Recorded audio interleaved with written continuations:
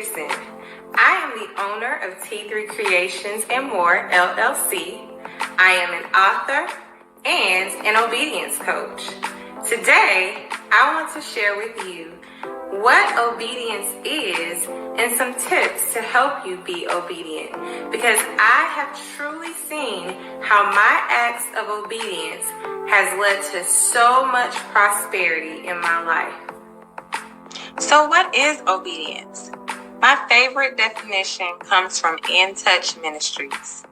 Obedience is an attitude we have to learn to embrace. It's God's bottom line. It will bring you joy, pleasure, and enemies.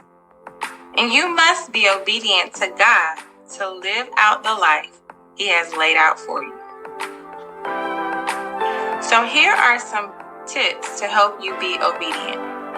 Number 1, move when God tells you to move. Do not delay. Number 2, when making a decision, ask yourself, am I obeying God? It's so easy for us to get caught up in doing our own thing. Number 3, choose to trust God. He knows what's best. Number 4, take the first step, even when you don't know them all. I promise you, once you take that first step, He'll continue to reveal the rest. Number 5, meditate on His word daily. The Bible is our blueprint to help us throughout this journey. And lastly, number 6, wait on the Lord in prayer. Listen, this is the hardest thing for me, but I recognize that God's timing is perfect, and so we must wait on Him in all things.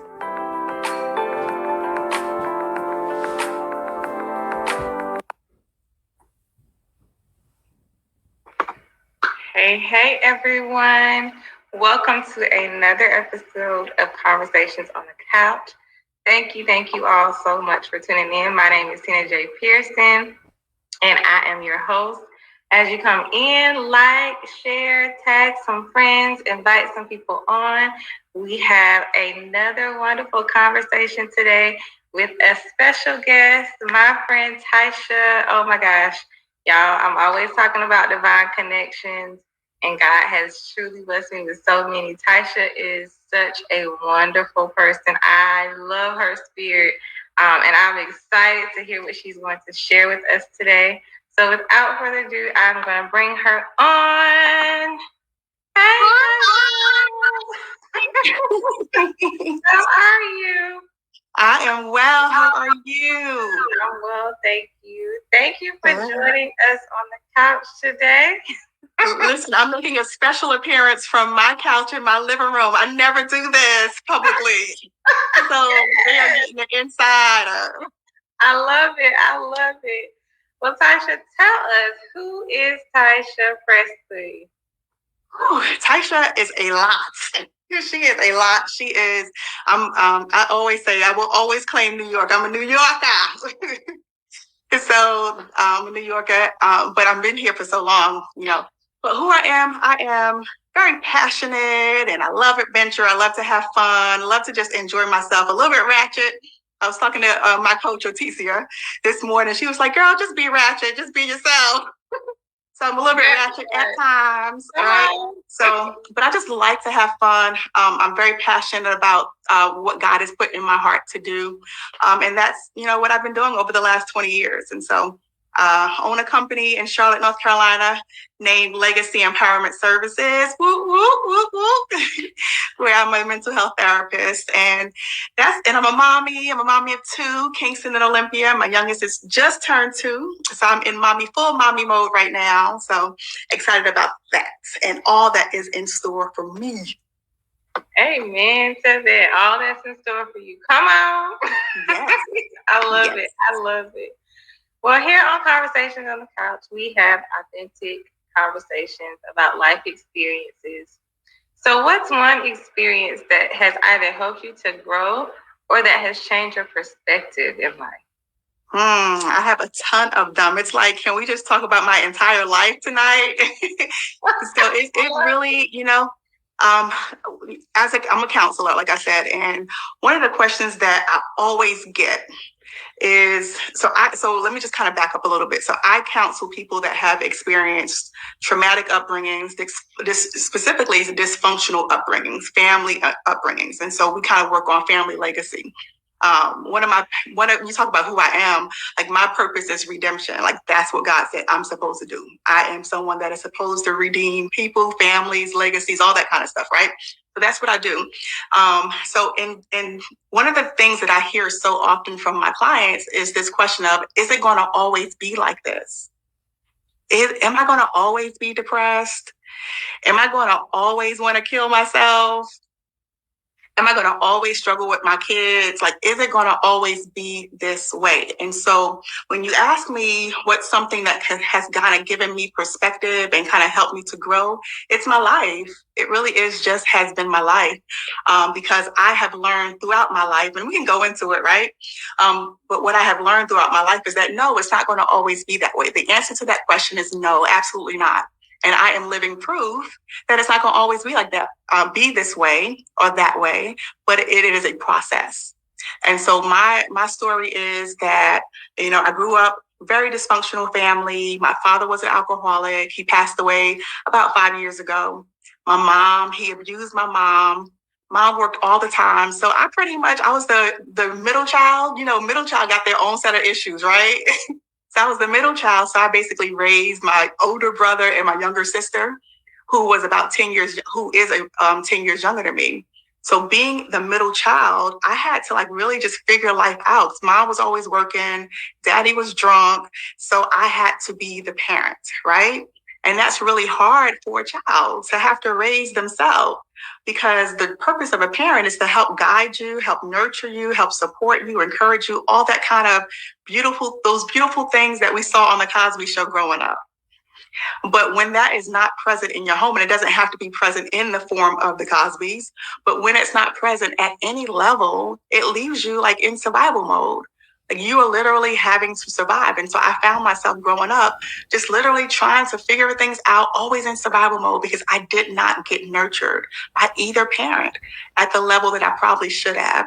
Now, look, if my mom is listening, mommy, I love you. I love you, boo. But I'm just talking about my experience, right? And so that could look like me having to do my own homework and figuring it out, me having to cook, clean, not learning those very vital lessons that we're supposed to learn from our mother figures and our daddy figures. And so that kind of led me to do some things that we're not going to name on Facebook today, right? But it also led me to kind of seek a lot of mothering and nurturing in the wrong places. Okay. And so through that experience, I kind of had some hard knocks, made some wrong choices. And through those wrong choices, I've had to grow up and learn the hard way that things are not going to always be that way. So that's really my story. Wow. So how would you say your childhood shaped your parenting today? Ooh. So listen, I tell this story all the time. Like my now 10-year-old, when he was about 1 or 2, he was speech delayed. So we had to get a speech evaluation for him. And so there were about a room full of about 4 professionals in the room. There was a psychologist, there was a therapist, there was a speech therapist, and someone else, a case manager, I think. And so, it was a play-based assessment because he didn't have enough verbal language in order to talk. And so it was a play-based assessment. And so during the assessment, he grabbed a doll baby. And he grabbed that doll baby and he started spanking the doll baby. And that's the same look that I gave. That is the same look that I gave, because I'm like, whoa. Because with kids, whatever they see or whatever's done for them or to them, that's what they do. And they do it in a playful way. And so I was spanking at the time. I didn't have skills to parent. I didn't learn that by seeing it done to me. And so when he did that, that was the biggest, eye-opening experience that I've ever had. And so I saw that and I was like, you know what? I have got to change. Number one, it's embarrassing. But number two, I don't want, like, that's not what I want for my child. That's not the legacy that I want to leave with my child. And so I started like really leaning into that and leaning into and learning parenting skills. And so I was taking a course at the time because I'm a therapist. I was a therapist at the time too, Tina. I'm a therapist that don't have the skills to raise my own child, which, is really interesting because we think that if you are on a certain platform, have a certain role, that you don't have the same struggles, the same problems, but we do. We have to live out everything that we teach. And I say it all the time, I am my first and my best client. Okay. And so this showed up because I didn't have the skills to parent in the way that I needed to parent. So I started learning skills. I started learning how to nurture. I started learning how to discipline in a way that didn't break him down. And that was a process. And I had to really undo everything that I had already done, even though he was just 2. There was already a foundation set because of what I experienced growing up that I set for him. And so I leaned into that. And you know what I've learned through that process, Tina, is that kids don't need us parents to be perfect. They just need us to be honest, authentic, real, apologize if you slip up and mess up, and get it right. To just keep trying. That's all they need from us. And so through that process of just staying open, being honest, being transparent, even with my own child, getting his feedback about me, even, I have developed into a parent that I could say that I'm proud of. And so, but it was a process. And so that is another way of how just dysfunctional upbringings really affect you growing up. And even like with relationships, like my relationships, Tina, I was engaged to this guy. Coming right out of college, I was engaged to this guy. And we didn't learn how to talk in my family. We yelled or we didn't talk at all. Right? There was no middle ground. There was no conversations at the dinner table. Like literally, we would sit down sometimes at the dinner table, but there were no conversations. We didn't grow together. We just kind of collided at times. And so I didn't really learn how to nurture people either. I didn't know how to be in a relationship. I didn't know how to communicate with people. And I'm still growing in that area. But one of my first relationships that I remember was this guy that I was engaged to. Perfect guy. He was like the pastor's son, and I had just gotten saved out of college. So I was like, yeah, I didn't pull the pastor's son. And so we were going to get married. He introduced me to his bishop. We were going to get married. And then one day we had a big blow up, this big argument about who's going to be the leader in the relationship. And why was that? Why was that? Because I experienced a mother who was abused. And I experienced an authoritative father figure who abused, who didn't know how to communicate, who didn't know how to resolve conflict. And so I didn't either. And so because of that, I saw husbands not in the best light. I saw relationships not in the best light. And I definitely made promises to myself, like, you all would never allow a man to treat you like that. Like never. And so whenever I got into relationships, I would buck up, so to speak. You're not going to talk to me any kind of way. You're not going to rule me. You're not going to do this. You're not going to do that. And they're like, well, I can't. I'm not. And he said, bye-bye. He said, bye-bye. We're not going to do this. And so throughout that process, I realized that he was trying to save himself, which was good. Because I was, to be honest with you, I was a little bit of abusive to him, even in that relationship. Because I identified more with my dad. Because I saw my mom as someone that was weak, because she was allowing herself to be abused. So I always made that promise to myself. I'm never going to be that weak person. But I took it and I became dysfunctional and abusive with it. So I had to learn through that relationship that that's not the way to go. And so, but after that relationship, I kind of went through this process of kind of healing. I went on this healing journey. And in that healing journey, one day I met this young lady at church, and her name is Avis. She's my bestie, my BFF forever, even when we get on each other's nerves. And so one day I walked up to her because she was just really consistent. I felt like I could trust her. And so I walked up to her one day and I said, hey, you want to be my practice husband? Which is a weird request from a girl, right? And she was like, what does that mean? Meaning, I don't really know how to love. I don't know how to love people. I don't know how to have a relationship. I don't know how to be. And that's because of the way that I was raised. I didn't know how to be because no one told me how to be, right? And so she said, okay, no problem. And so throughout the years, I've noticed like 10 years ago before my son was born, throughout that relationship dynamic, she was just showing up for me and she was just very consistent. She allowed me to make mistakes. She allowed me to be sometimes dysfunctional, but she would correct me in her own way, right? But she would do it in a way that was very non-judgmental. And she would do it in a very loving way. And sometimes in not such a loving way, which kind of got my attention too, because it helped me to realize that, oh, this is not working. I need to do this a different way, right? But through that, I learned how to be in a relationship in a healthy way.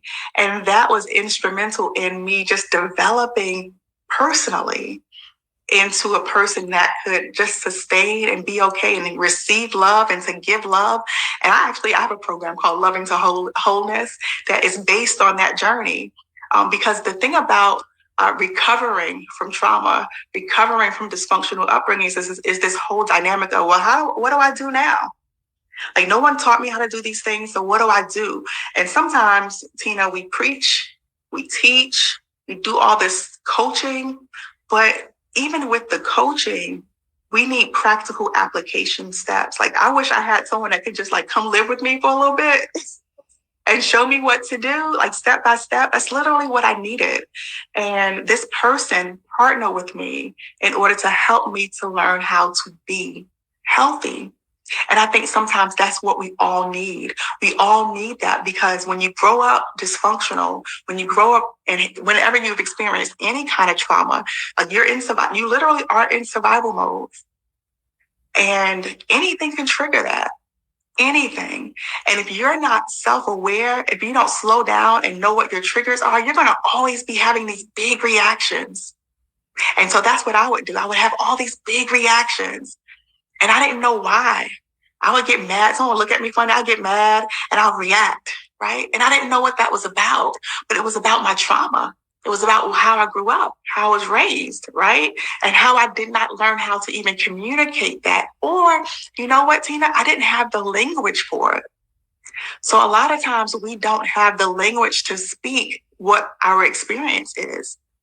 And sometimes you need someone, a professional sometimes, a teacher, a minister, just a coach, someone to just give you the language for what is actually happening with and in you. And when you are able to name it and be honest and open, that is the start of your healing. And so for me, when she would check me, it would kind of like ring my bell a little bit, but it woke me up. And I began to develop the language to be able to even ask God to heal me in particular areas. And so I would start to go to God and I would read a lot. And that's how I started learning the language. And then I would begin to practice different skills. I would begin to practice being vulnerable with people, meaning when I'm hurt, I say that I'm hurt as opposed to reacting in a negative way. And so that meant that I had to learn how to feel. And so often, Tina, a lot of us don't know how to feel. Like I have my shirt. This is my new favorite shirt. So I wore it today just for you. It says, let yourself feel it all. That is like my new motto. That is my new motto because we so often do not allow ourselves to feel anything. We're scared to feel because it's so uncomfortable. But it is in the feeling of whatever our experience is, that is our healing. Just being able to name the feeling is the first step in being able to regulate it. Just naming it you automatically calm down just by naming it, just by owning it. And that's not saying that you are that thing. It's just saying that you are experiencing that thing, which is a difference. There's a difference. So I've learned throughout the years to not judge my experience or my process because I was that girl that thought I'm going to always be suicidal because there was a time in my life where I wanted to kill myself. I would pray to God, let me walk into a train today. can you just, can you just take me out somehow, God? Because it was just so overwhelming. I didn't want to die. I just didn't know how to live. And so that process of just learning how to live and to be kind of got me to this place of being able to understand my emotions and to allow myself to feel it, to learn that uncomfortable emotions are okay. I like to say that they are just as sacred as the happy ones, the ones that you love to have. The uncomfortable emotions are just that. They are there to help us to navigate life. That's what they're there for. You feel an uncomfortable emotion? Okay, God, what does this mean? What does this mean? What does this emotion mean? You take it to prayer, you process it in prayer, and then you address it, and then you move on. That's it. You don't sit in it, but you acknowledge it, embrace it, and then you move on. So that relationship with Avis, my friend, has been instrumental in my life in terms of just opening me up to be vulnerable and to just speak what is happening on the inside of me. Which has allowed me to be okay. And I have another story. I got stories for days too. I got stories for days. Look, I kind of in the same vein of not being able to feel, I started eating to feel, to cope with my feelings, because my feelings were so overwhelming in so many different areas. And so I would use food to soothe myself. Some people don't use food. Some people use drugs. Some people don't use drugs because it's not consistent with their values. They use sex. They use shopping. People use lots and lots of different things to soothe themselves, to escape pain. And my drug of choice was food. And so that kind of got me to being close to 400 pounds. All because I was trying to escape my pain. And so this, I would say, your question was, what was the thing that kind of helped you develop? I would say that my upbringing is the thing that helped me to develop, because it helped me to understand that I have some feelings there in response to what I experienced. They're okay, they're holy, they're sacred, they're a part of me, that I can embrace them and it's okay. And in embracing them, learning how to communicate how they affect me now. And in that, learning how to be healthy in my relationships, despite of my trauma, despite of my dysfunction. So that's how I've developed. Those are the things. I just felt like I took a whole course. Like, you said so many good things. I don't even know where to start. Oh my goodness. I feel like a lot of times, a lot of people get stuck because they don't see the light at the end of the tunnel. So how important, because you mentioned your process through healing and recovery, how important is that healing and that recovery? It's instrumental, but I think that sometimes we don't understand the process. I think that we think the process is a one-time thing. Like, meaning, like, even like Christians, like when we go to church, right? We think that like we're going to get delivered one day, like we're going to walk up to the altar. The pastor's going to lay his hands or her hands on us, and we're going to fall out. We're going to wake up. We're going to be delivered, and I'll never deal with that again. That's not exactly how it always goes. There is a process to healing and deliverance.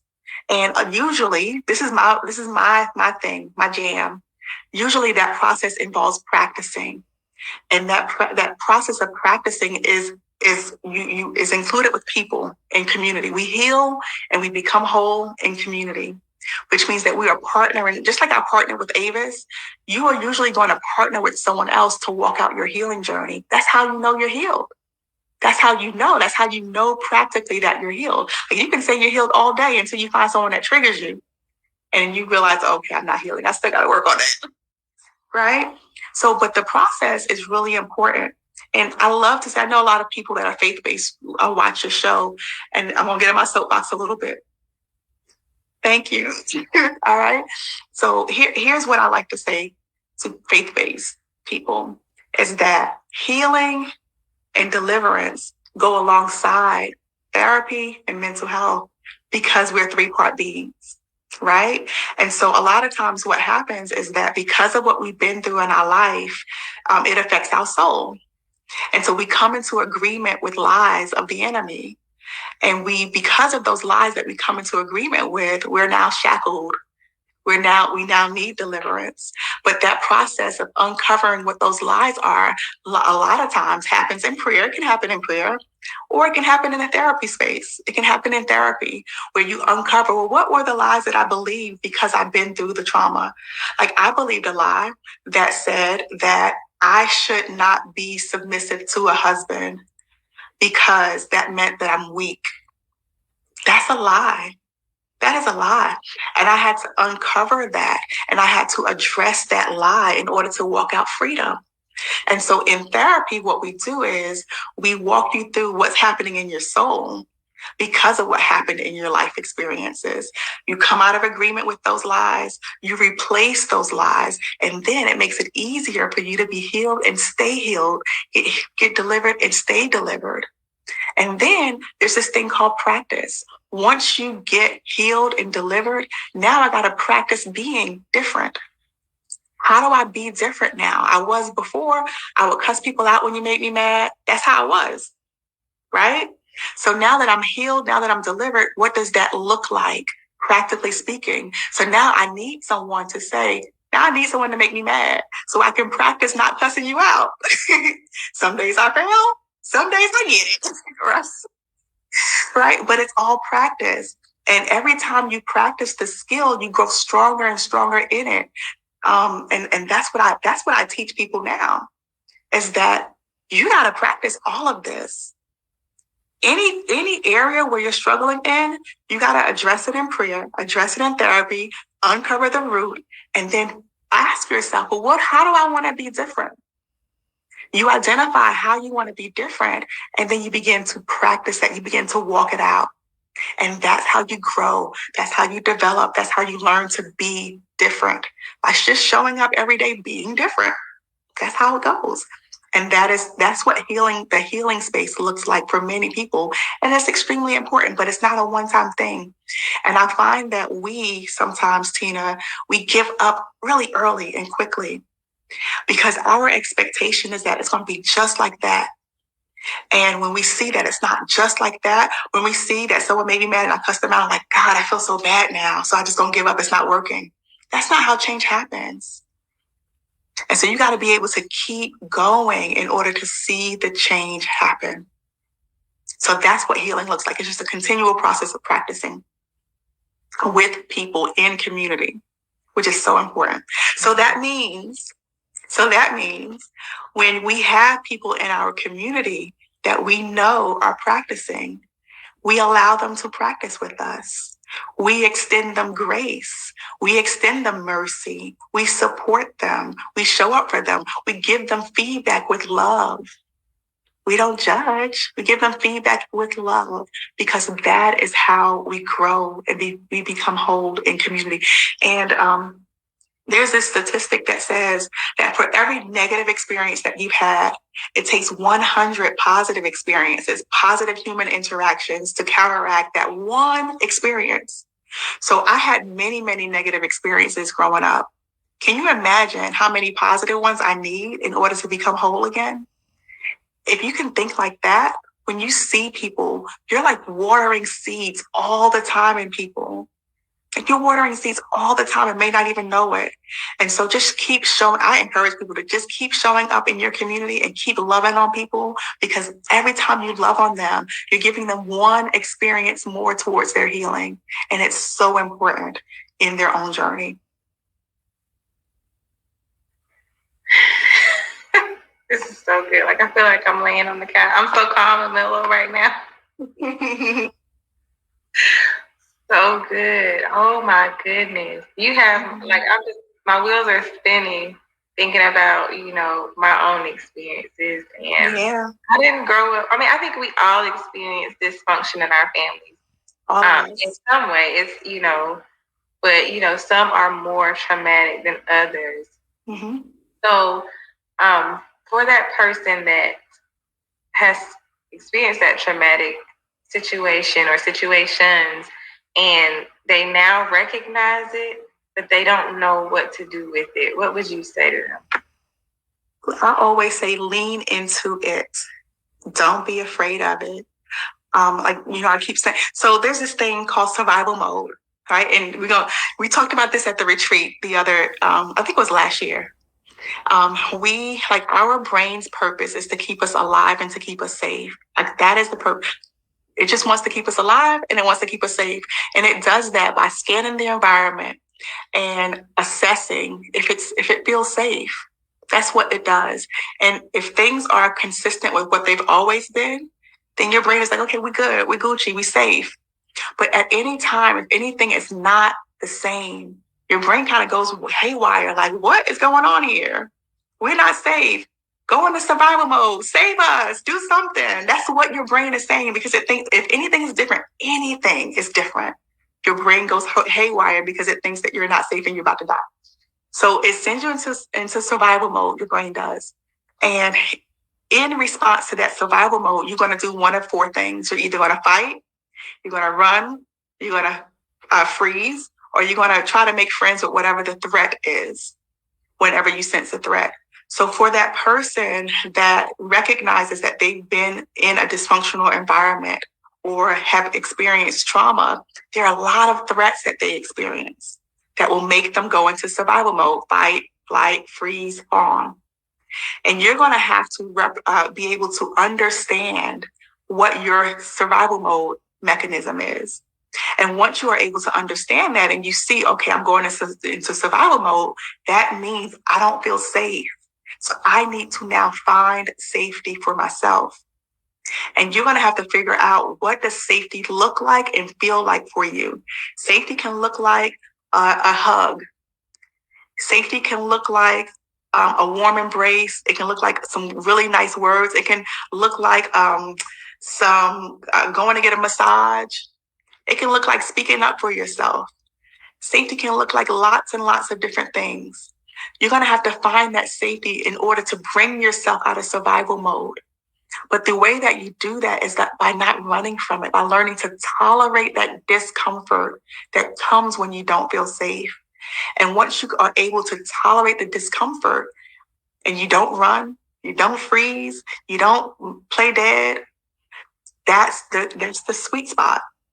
Because you're able to then use your words and get others to help you to pull you into safety. Because sometimes you don't know how to find the safety for yourself. I get it. And so sometimes you need other people to pull you into the safety zone. And that's how we help one another, right? We help others by helping them to feel safe. But for that person, it becomes about leaning into the discomfort, meaning when I feel uncomfortable, how do I tolerate this without running? And you do it incrementally. Practice by allowing yourself to be exposed to the discomfort more and more and more until it doesn't bother you anymore. You're able to fully tolerate it. Does that make sense? Sometimes I'm like, okay, does this make sense? It makes a lot of Yeah. And I keep saying it, feel your feelings, because a lot of us, whenever we feel the uncomfortable feelings, we run. That's when we run because we go into survival mode. But no, you don't have to do that. Your brain doesn't recognize when you're actually safe and when you're not safe. Your brain, whenever you feel unsafe in the present moment, your brain goes back to when you felt unsafe before. It doesn't know the difference between what's happening now and what happened before. Your responsibility is to tell your brain, we are safe right now. We're okay. I'm not about to die. Thank you, brain, for wanting to help me. Thank you for recognizing the danger, but we're okay right now. That's your responsibility. That person that has experienced dysfunction, that person that has experienced trauma, your responsibility is to think about what you're thinking. Think about what you're thinking. Think about when you have those thoughts that are pulling you into moods that you don't want to be in. That's your That's your new responsibility. And then you learn to talk back to the thoughts. Like in the Bible, I remember when I was in school and we were studying like CBT therapy, cognitive behavior therapy. Because I'm like, God really covered it all. Like it literally is like CBT is the Bible. It talks about how CBT talks about how you identify what the thought is, causes the feeling, causes whatever you don't want to have happen. And you replace the thought. You attack the thought. It's the Bible. The Bible says that you pull down the thought, right? And bring it into the obedience of Christ. Doesn't that the Bible say that? That's CBT. They stole that from the Bible. Stole that, Tina. And so that is the person that is trying to recover their life. That's your responsibility, to bring your thoughts captive to the obedience of Christ. Whatever you would like to think, whatever you want to think that you're not thinking, you attack what you have believed. Attack the lies with the truth and expose yourself more to the truth than you do the lie. And that's how you recover your mind. That's how you recover your life. And that has been my experience. Like, all my life I had to fight, Tina. Like, all my life, I've been fighting all my life. And so, yeah, that's literally what I've had to do all my life. Like, learn to think about what I'm thinking and hold my thoughts captive, bring them into the obedience of Christ. And I have to do it all the time in so many different ways. And sometimes in new ways, I'm like, oh man, I thought I dealt with that. And then something else comes up, like, oh, you know. And so that's why when people tell me, well, is it going to always be like that? Am I going to always think these thoughts? It gets discouraging sometimes. But what I like to tell people is that, like, first of all, you're recovering your life. But second of all, you take new ground every year, every day. And so, no, it's not going to always be that way. You're going to always be taking new territory in your mind, in your life. And so if you look at it that way, it's actually quite liberating. You're like, I won this battle in my mind, and now I'm taking new territory every single day. Every single day, I'm confronting a new thought. Every single day, I'm replacing something and learning how to be differently. So to me, it is exciting and liberating. I'm getting excited, like talking about it right now. Listen, I need my journal. I have to go back and watch this and take notes. Listen, y'all get your journals. This was so good and so informative. And you're right. When I learned about cognitive behavior therapy and how it's really just thinking about your thinking, taking charge of your thoughts, that changed my life. Mm-hmm. And when I learned, and you know, Otissia teaches us that in so many ways. She doesn't say cognitive behavior therapy, but she teaches us that. And it has literally changed my life. Yeah. It is powerful when you take charge of your thoughts and stop listening to what the enemy tells you and start believing what God has said about you. Yeah, absolutely. Sometimes we really have to kind of we have to kind of understand, where did I get that thought from? What experience in my life brought that thought into my world that I came into agreement with it? And then you address it. You address that lie that came from that experience, and that's how you build yourself. Absolutely, Tina. Absolutely. That is so good. Thank you for coming on and helping us. You just helped me for real. That was so good. Thank you so much. Yeah. So how can we connect with you? Tell us about Rehabilitate Your Life. Oh gosh. Oh, wait a minute. Yeah. Hold on. Before you do that, you didn't mention this yet, and I should have had it with me. It's on my shelf. Now, Tasha has this journal called Hello Body. Yes. I love my journal. That journal doesn't make sense. Tell us about that, and then tell us about rehabilitation. Yeah. So I talked a little bit earlier. That's so funny, Tina. I talked a little earlier about my weight loss journey. So I got almost up to 400 pounds in like several times, right? And so I've lost weight in so many different ways. And as a result, my body looks a certain way. And so I've had to learn how to embrace and celebrate my body without surgery, without listening to the lies of social media that my body should be a certain way, without all the noise. right? Just learning how to embrace and celebrate me, my body as it is, led me on this journey of just acceptance. And the journal, the Hello Body Journal, Do You Hear Me Now, just kind of speaks to, well, what are you saying about your body? What do you believe about your body? Where does that come from? We talked about CBT, right? What do you believe? What do you feel when you believe that? And when you think that and you say those things about your body? And so the journal, Hello Body, Do You Hear Me Now? It's just like a 21-day guided journal that walks people through a process of understanding what they think, what they feel about their body, and changing that if it doesn't work for them. Because we have, like right now, Black women particularly, never before have we seen so many numbers of people getting cosmetic surgery. But now, why now? Are the numbers like skyrocketing? And the most dangerous surgeries out there, the surgeries that you can die from, we're electing to have those surgeries. And a lot of people are dying from them, but still we're electing to have the surgeries. But why? And so, we talk a lot about the experiences that we've had. And a lot of the experiences include, slavery. It goes all the way back to slavery, about how our bodies were used and what it was used for, and how our hair, how we may hate our hair. Like some people hate their hair. Like, what?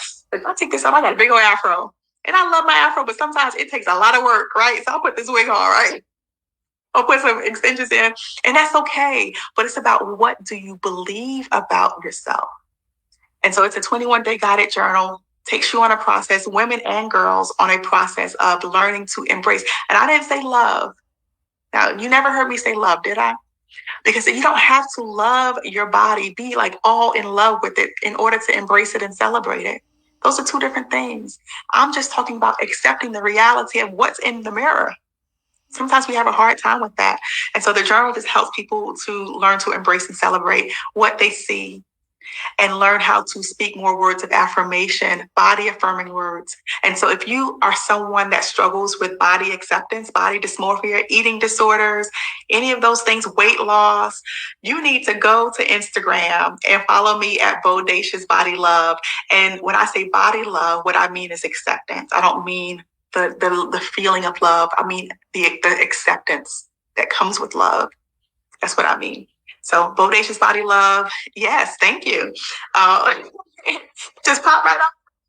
So Bodacious Body Love, and then also Rehabilitate Your Life. That page is for family legacy. I'm all about family legacy. The one thing that kind of got me started with family legacy is this quote that I heard at church, and it talks about how what we do today affects the next 5 generations. No, it affects the next 7 generations. So the 7th generation principle. And so Rehabilitate Your Life is all about redeeming family legacies and starting with you. Because you may not be able to control what Susie does that's in your family, but you can control what you do, the choices that you make, and you can heal your family by just starting with you. Like, I learned some skills to be a better parent. I'm learning skills and have learned skills to be the best wife I can be one day. Right? And so you can take control in that way to redeem your family legacy. And that's what I'm all about. Yes. I love it. You all, if you listen, me and these arms, we strong. It's a strong out. And my side stomach. But yes, girl. Has helped me. Oh my goodness. Yes. And I love how you said, basically just breaking the chains for your family. That's what you do, rehabilitating your life. I love that. So if you all need that help, make sure you connect with Taisha. Listen, if you feel like me, I'm so calm and relaxed right now. I felt like I was in a therapy session on the couch. I got to go back and take my notes because this was so good. Thank you so much, Taisha. Thank you. My pleasure. Much.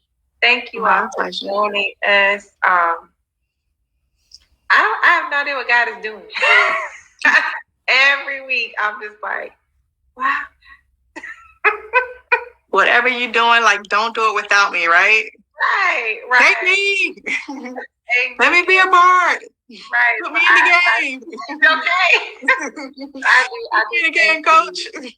Right. I thank you for coming on and just being transparent and sharing and helping us, dropping all those gems. Because listen, I feel like you need to send me a bill. You just helped me so much. Shoot, I'm gonna go back and listen to it myself. Right, it was so good. Oh my God. Thank you. Yeah. Thank you all for tuning in. Connect with Tasha. Are you accepting clients right now? I have a few spots. I'm pretty full, but I have every once in a while I have a couple of spots open because people finish. And so first of all, I'm always the happy therapist because my clients, they get results and they get results quickly. There's no time limit on it, but they really get results quickly because they put in the work. And I'm such a happy therapist because my clients are really, really doing hard work and they are seeing results in their life. So I do have, sometimes I have some openings. Right now I'm full, but there are sometimes I'm open. If you are in North Carolina, I'm licensed in North Carolina only though. Awesome. Well, I better get on the wait list. That's all I can say. If I was in North Carolina, I would be on the list. Okay. Thank you, Tasha, again for joining us on the couch. Thank you all for tuning in. We love you all, and we'll see you next time. Bye. I